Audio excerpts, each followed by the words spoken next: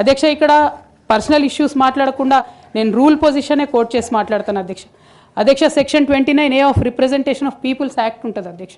It is a statutory obligation for political parties to follow democratic norms.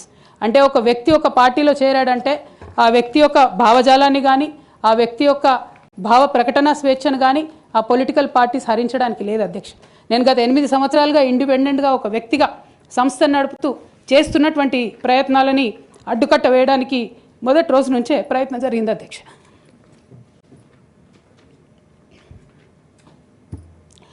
కానీ ఎక్కడ కూడా నేను తెలంగాణ బిడ్డలని తెలంగాణ ప్రజల్ని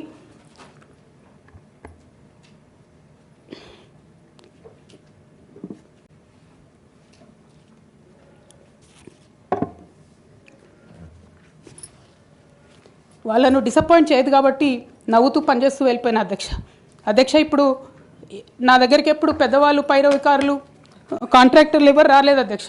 నేను ఎప్పుడు కూడా పేద ప్రజల మధ్యలోనే ఉండి పనిచేస్తున్నాను అధ్యక్ష.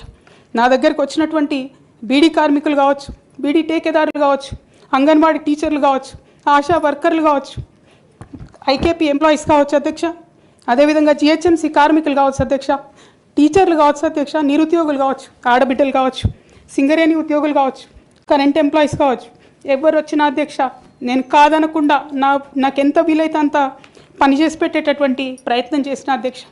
అయినా సరే అధ్యక్ష పార్టీ మౌత్ పీసులుగా ఉండేటటువంటి పార్టీ పేపర్లు, పార్టీ ఛానళ్ళు ఏ ఒక్కరు కూడా ఎన్నడూ కూడా మద్దతు ఇవ్వలేదు అధ్యక్ష. అయినా సరే ధైర్యం వదులుకోకుండా మొక్కువని ప్రయత్నంగా నేను ప్రయత్నం చేస్తూనే వెళ్ళాను అధ్యక్ష.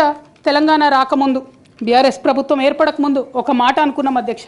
కేసీఆర్ గారే పదే ఈ మాట చెప్పారు.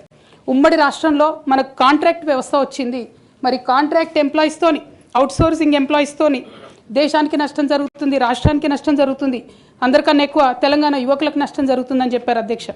ఆనాడు వారు సరదాగా ఒక మాట అనేవాళ్ళు, అందరికీ కాంట్రాక్ట్ పోస్ట్ ఉంది, మరి ముఖ్యమంత్రికి కూడా కాంట్రాక్ట్ పోస్ట్ ఉంటుందా అని చెప్పి ప్రశ్నించేవారు అధ్యక్ష. కానీ తెలంగాణ వచ్చిన తర్వాత 10 ఏళ్లలో కూడా కాంట్రాక్ట్ వ్యవస్థను మనం రద్దు చేసుకోలేకపోయినాం అధ్యక్ష. అది కాకుండా అవుట్సోర్సింగ్ ఎంప్లాయీస్ అవుట్సోర్సింగ్ వ్యవస్థను పెంచి పోసిపోయినాం అధ్యక్ష. బాధతో చాలా ఆవేదనతో నేను ఈ మాటలు చెప్తా ఉన్నా అధ్యక్ష. తెలంగాణ సమాజానికి ఏదైతే ప్రశ్నించడం నేర్పించినటువంటి బీఆర్ఎస్ పార్టీ అధ్యక్ష, అంతర్గత వేదికలలో అనేక సందర్భాలలో నేను ప్రశ్నిస్తే అధ్యక్ష నా మీద కక్ష కట్టారు అధ్యక్ష. కేసీఆర్ గారు చుట్టూ ఉన్నటువంటి కొందరు వ్యక్తులు తప్పక చెప్తున్నాను అధ్యక్ష ఈ మాట. ఎందుకంటే భారతదేశ రాజ్యాంగం ప్రకారం రాజకీయ పార్టీలు ఏవైనా కూడా ప్రజలకు ఒక దిక్సూచిగా నిలవాలి అధ్యక్ష, ప్రజలకు ఒక దారిదీపంగా నిలవాలి. పార్టీలోనే అంతర్గత ప్రజాస్వామ్యం లేకపోతే రాష్ట్రంలో ఎట్లా ప్రజాస్వామ్యం ఉంటుందనే విషయాన్ని కూడా మనందరం గమనించాలి కాబట్టి ఈ మాట చెప్తా ఉన్నాను అధ్యక్ష.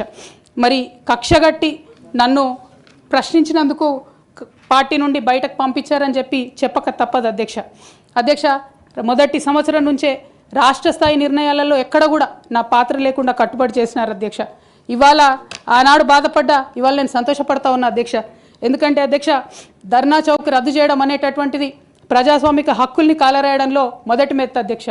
ఆనాడు ఇంటర్నల్గా ఎంత ప్రొటెస్ట్ చేసినా కూడా రాష్ట్రం వచ్చింది, ఇప్పుడు ధర్నాలు ఎందుకు, దరఖాస్తులు లేవు, ధర్నాలు లేవు, అన్ని పనులు చేసి పెడతామని చెప్పుకుంటూ వెళ్ళడం జరిగింది అధ్యక్ష. అట్లానే రైతులకు జరిగినటువంటి అక్రమ అరెస్టులు అధ్యక్ష, ఇవాళ ఒక్కొక్క దగ్గర నుంచి రైతులు మాట్లాడుతూ ఉంటే బాధ తట్టుకోలేకపోతున్నాం అధ్యక్ష. అదేవిధంగా పార్టీలో జరుగుతున్నటువంటి అవినీతి అధ్యక్ష, ప్రభుత్వంలో జరుగుతున్నటువంటి అవినీతిని ఎప్పటికప్పుడు నేను వారి దృష్టికి తీసుకెళ్లడం జరిగింది అధ్యక్ష. అమరజ్యోతి నుంచి మొదలు పెట్టుకుంటే అధ్యక్ష, అంబేద్కర్ విగ్రహం దగ్గర నుంచి మొదలు పెట్టుకుంటే అధ్యక్ష, సెక్రటేరియట్ నుంచి మొదలు పెట్టుకుంటే అధ్యక్ష, కలెక్టరేట్లలో కూడా తీరని అవినీతి జరిగిన మాట ముమ్మాటికి వాస్తవం అధ్యక్ష. దీనికి పెద్ద ఉదాహరణలు సిద్దిపేట సిరిసిల్లలో కట్టినటువంటి కలెక్టరేట్లు 2 వచ్చినటువంటి మొదటి వర్షానికే 2 కూడా మునిగిపోయినాయి అధ్యక్ష. ఆ విజువల్స్ అందరం కూడా మనం చూడడం జరిగింది. ఇక సిద్దిపేటలో సిరిసిల్లలో కట్టిన కలెక్టరేట్లకే దిక్కు లేకపోతే మొత్తం రాష్ట్రంలో కట్టినటువంటి అన్ని బిల్డింగ్లు ఎట్లుంటాయన్న విషయాన్ని కూడా ఒకసారి తెలంగాణ ప్రజలు ఆలోచించుకోవాలి అధ్యక్ష. ఒక పక్క నిజం మాట్లాడే వాళ్ళను, సూటిగా మాట్లాడే వాళ్ళను, ఉన్నట్టు చెప్పే వాళ్ళను రిస్ట్రిక్ట్ చేయడమే కాకుండా అధ్యక్ష ఉద్యమకారుల విషయంలో తీరని నిర్లక్ష్యం గురైంది అధ్యక్ష. అనేక సందర్భాల్లో నేను పార్టీ నాయకులని, పెద్ద నాయకులను కూడా అనేక సందర్భాల్లో అడిగిన అధ్యక్ష. వేరే విధంగా సహకరించకపోతే, వేరే విధంగా వాళ్ళకి హెల్ప్ చేయలేకపోతే కనీసం సీఎం రిలీఫ్ ఫండ్ కింద మనిషికి 10 లక్షలు ఇద్దాం, ఎక్కడోళ్ళు అక్కడ సెటిల్ అయిపోతారు అధ్యక్ష అని కూడా అడిగినాం అధ్యక్ష. అది కూడా చేయలేదు.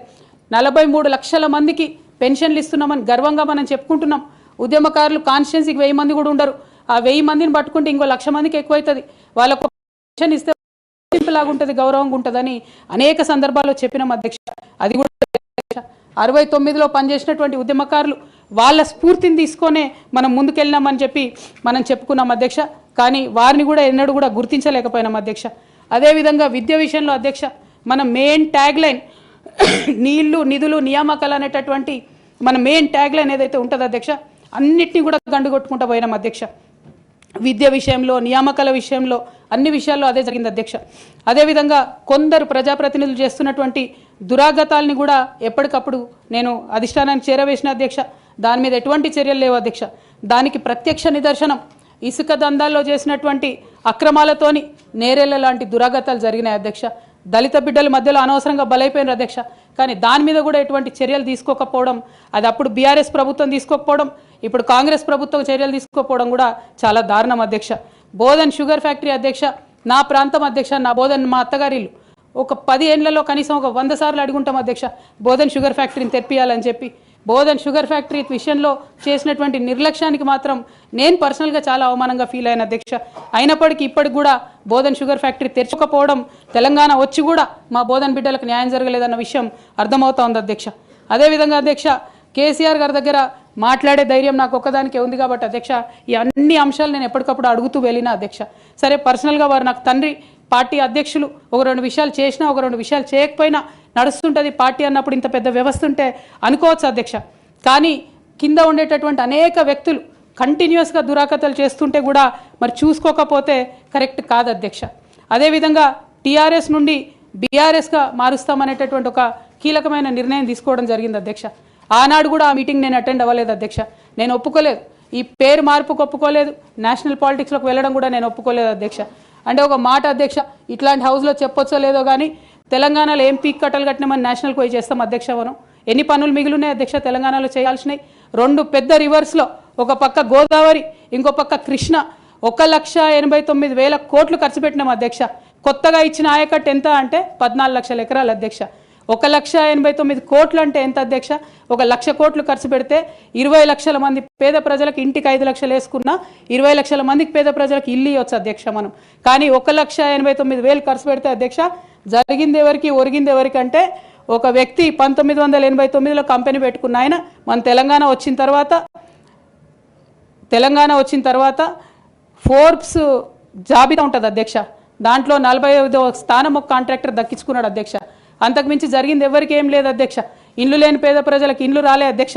కానీ ఆ కంపెనీకి మాత్రం 1,02,666 కోట్ల విలువైన ప్రాజెక్టులు ఒకటే కంపెనీకి పోయింది అధ్యక్ష. ఇది ప్రైవేట్ విషయం అని అనిపించవచ్చు అధ్యక్ష. కానీ తెలంగాణ రాష్ట్రం తెచ్చుకున్నదే ట్రాన్స్పరెన్సీ కోసం, తెలంగాణ రాష్ట్రం తెచ్చుకున్నదే అకౌంటబిలిటీ కోసం, తెలంగాణ రాష్ట్రం తెచ్చుకున్నదే ఇండిపెండెన్స్ కోసం. ఇవేవీ లేనటువంటి తెలంగాణ రాష్ట్రాన్ని మనం ఊహించని కూడా ఊహించలేము అధ్యక్ష. చూసుకుంటూ ఊరుకోవడం కూడా సరికాదు అధ్యక్ష. అదేవిధంగా అధ్యక్ష ఇంకో పక్క తెలంగాణను పదే మోసం చేస్తున్నటువంటి భారతీయ జనతా పార్టీ అధ్యక్ష ఒక్క ప్రాజెక్ట్ కూడా నేషనల్ ప్రాజెక్ట్ హోదా ఇయ్యలేదు అధ్యక్ష. ఒక్కటంటే ఒక్కటి కూడా విభజన హామీలు అమలు చేయలేదు అధ్యక్ష. ఐఐటిఆర్ లాంటి సంస్థ మన దగ్గర వస్తే ఎంతోమంది యువకులకు ఉద్యోగాలు వచ్చాయి అధ్యక్ష. అవి పర్సనల్గా ఇవ్వకుండా ఆపారు అధ్యక్ష. అనేక కంపెనీలకు అయితే మీరు మహారాష్ట్ర బోండి, గుజరాత్ బోండి అని చెప్పి భారతీయ జనతా పార్టీ పెద్ద నాయకులు చెప్పి ఇక్కడ యువకులకు అన్యాయం చేశారు అధ్యక్ష. భారతీయ జనతా పార్టీ మీద ఎడతెగని పోరాటం నేను చేశాను అధ్యక్ష. అది పార్లమెంట్లో మాట్లాడడం కావచ్చు, బయట మాట్లాడడం కావచ్చు, అనేక అంశాల మీద కొట్లాడడం కావచ్చు అధ్యక్ష. ఇంత చేస్తే కేసీఆర్ గారి మీద కక్షతో అధ్యక్ష ఆఖరికి నన్ను జైల్లో కూడా పెట్టడం జరిగింది అధ్యక్ష. అయినప్పటికీ ఏనాడు మా పార్టీ నాకు అండగా నిలబడలేదు అధ్యక్ష. 3 సంవత్సరాలు నేను ఒక్కదాన్నే ఈడీతోని, సిబిఐతోని అనేక అంశాల్లో కొట్లాడుకున్న తప్పితే ఎక్కడ కూడా పార్టీ అండగా నిలబడలేదు అధ్యక్ష. ఇది ఎందుకు చెప్తా ఉన్నా అంటే అధ్యక్ష, ఒక పార్టీ అంటే ఒక సంఘం అధ్యక్ష.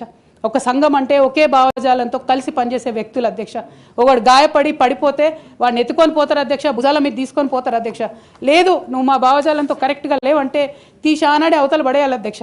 అట్లా కాకుండా అదే పార్టీలో కొనసాగాలి, కానీ పార్టీ మీకు అండగా నిలబడదు అనేటటువంటిది కరెక్ట్ కాదు అధ్యక్ష. ఇది డెమోక్రటిక్ సిస్టంలో కాన్స్టిట్యూషన్ స్పిరిట్ని తీసుకొని పనిచేసేటటువంటి పొలిటికల్ పార్టీస్ బిహేవ్ చేయాల్సినటువంటి పద్ధతి కాదు అధ్యక్ష. ఇవన్నీ ఇట్లా జరుగుతూ వస్తున్నటువంటి క్రమంలో బీఆర్ఎస్ పార్టీ అధికారం కోల్పోయింది అధ్యక్ష. అధికారం కోల్పోయిన తర్వాత కాంగ్రెస్ పార్టీ వచ్చి ఒక ఎంక్వైరీ చేసింది అధ్యక్ష, ఘోష్ కమిటీ అని. బీఆర్ఎస్ పార్టీలో ఉన్నటువంటి ఏ పెద్ద నాయకుడు కూడా మాట్లాడాడు అధ్యక్ష. కేసీఆర్ గారు అంటే ఎవరు మాట్లాడరు, అదే కేటీఆర్ గారినో హరీష్ రావు గారినో అంటే అందరు లేచి నిల్చొని మాట్లాడతారు అధ్యక్ష.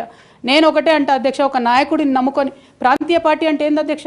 ఒక నాయకుడు అధ్యక్ష. ఆ నాయకుడు ఆయన భావజాలం, ఆయన ఐడియాలజీ మీద నడిచేదే ప్రాంతీయ పార్టీ. అది ఎన్టీఆర్ గారు పెట్టిన పార్టీ కావచ్చు, కేసీఆర్ గారు పెట్టిన పార్టీ కావచ్చు. ఆ పార్టీ నాయకుడికే దెబ్బ తగిలితే, ఆ పార్టీ నాయకుడి మీదకే మచ్చ వస్తే పార్టీ మనుగడకే అర్థం ఉండదనేటటువంటి ఉద్దేశంతో ఘోష్ కమిటీ అప్పుడు కూడా నేను ఒక్కదాన్నే జాగృతితోని ధర్నా చేసిన అధ్యక్ష. ఏ ఒక్కరు మాట్లాడరు అధ్యక్ష.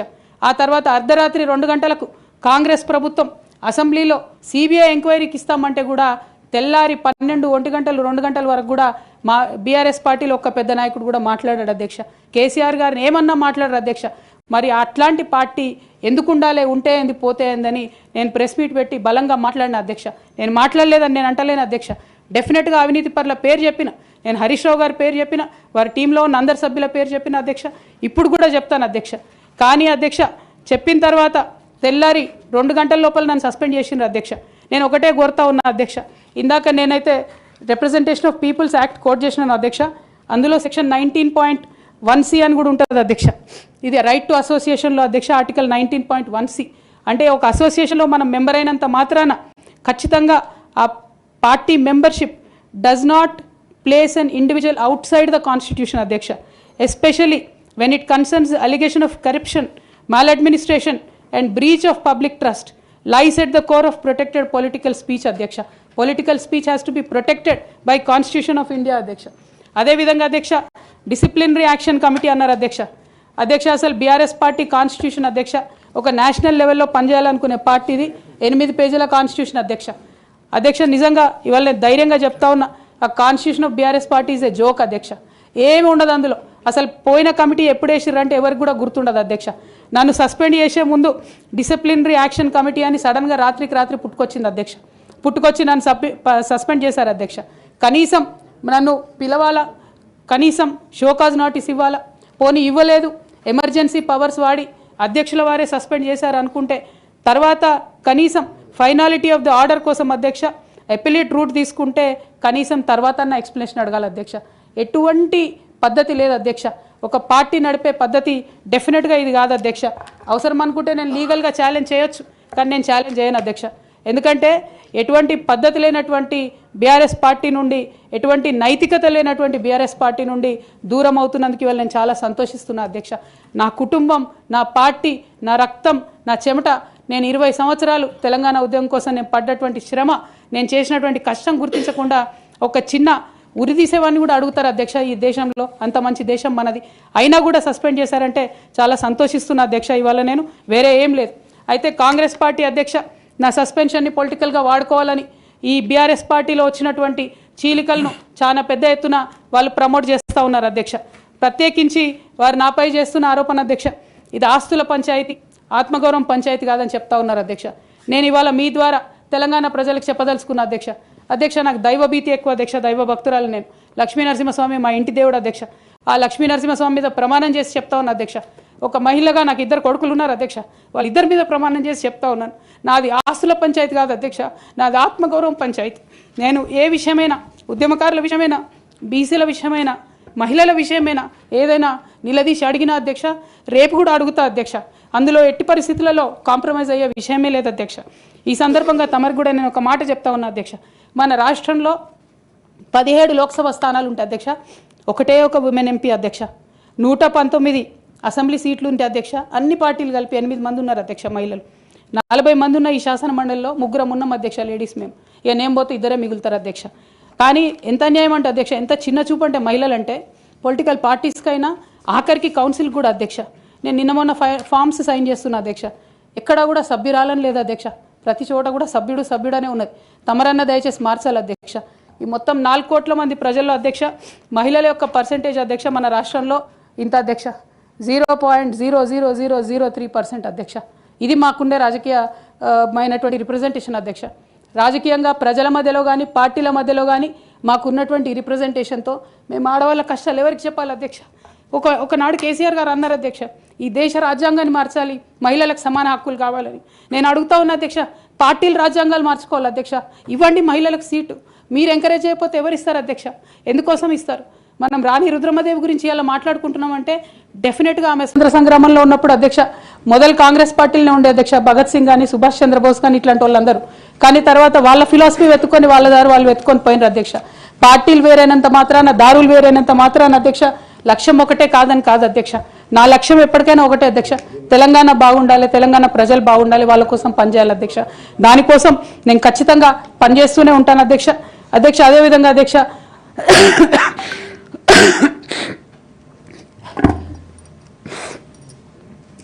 బీఆర్ఎస్ పార్టీ వైఫల్యాల్ని ఎండగడుతూ సక్సెస్ అయినటువంటి కాంగ్రెస్ పార్టీ అధ్యక్ష కంప్లీట్గా వాళ్ళు కూడా అన్ని అంశాలను ఇగ్నోర్ చేసినారు అధ్యక్ష.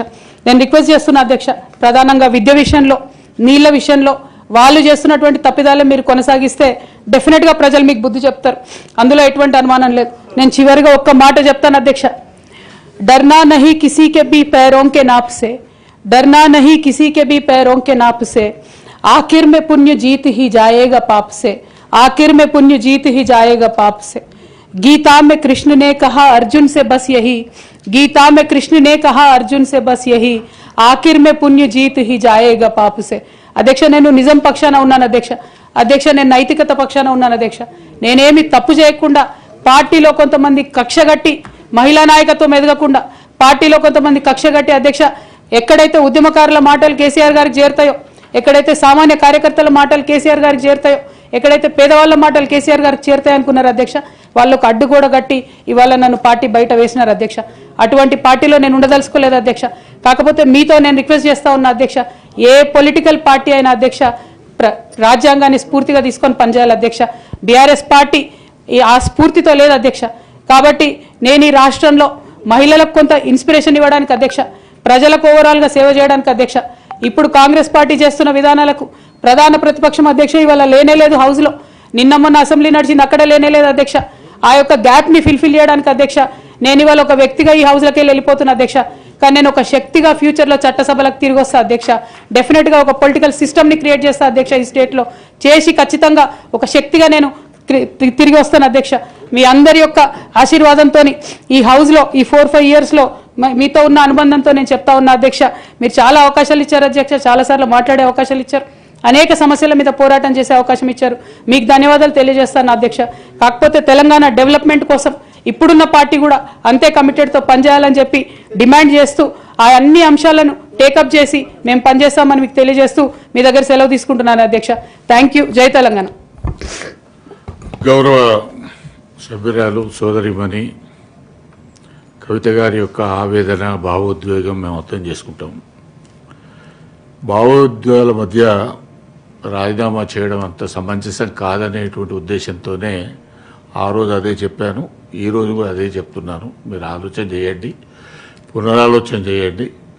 భవిష్యత్తు అనేటువంటిది ఎట్లా ఉంటుంది అనేది కాలమే నిర్ణయిస్తుంది. కాబట్టి భావోద్వేగంలో ఆవేదనతోనే తీసుకునే నిర్ణయాలు ఒకసారి సక్రమ బాటలో పట్టకపోవచ్చు. కాబట్టి మరొకసారి మీరు ఆలోచన చేయమని నేను రిక్వెస్ట్ చేస్తాను.